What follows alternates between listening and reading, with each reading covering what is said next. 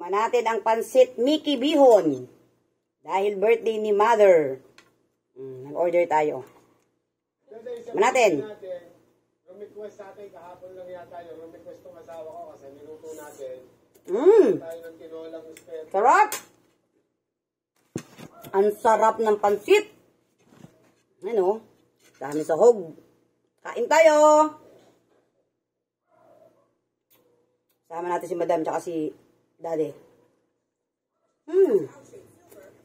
Mainit-init pa. Sarap oh. Good for 5 to 7 person. Tapos meron ko to. Pagod.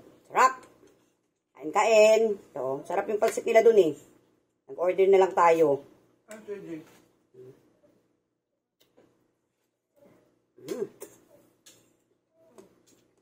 Sarap.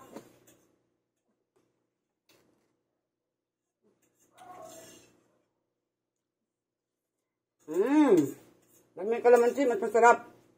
Lalong masarap.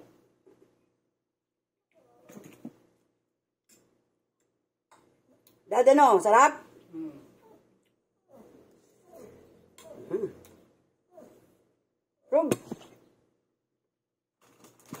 Ano pa oh? Dami pa.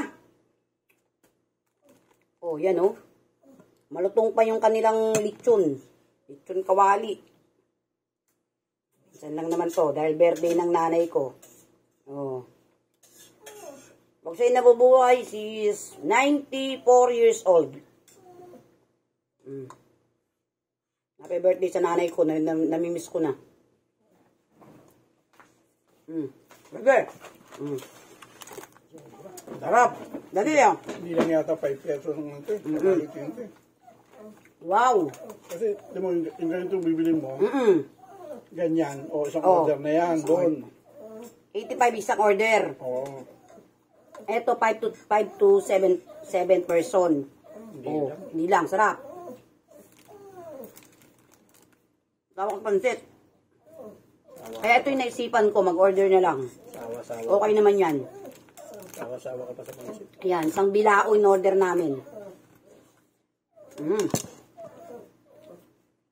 Sarap, dali. Ang pakata mo sa kanila, tinaan mo. Ayan ka, daddy, oh. Ang sawa. Ang tusawa, daw, sabihin daddy. Ay, nga, halo-halo mo. Hindi na. May ano eh. Kain po. Sarap. Mainit-init pa. Galing kami sa cemetery. Nagtiri kami ng kandila. Dumiretso kami sa bilihan ng mga ito yung pansit. Meron silang spaghetti. Ayan. Masarap din yung kanilang halo-halo. Special order. Ayan, order na lang tayo ng ano, luto na. Ito. Sarap.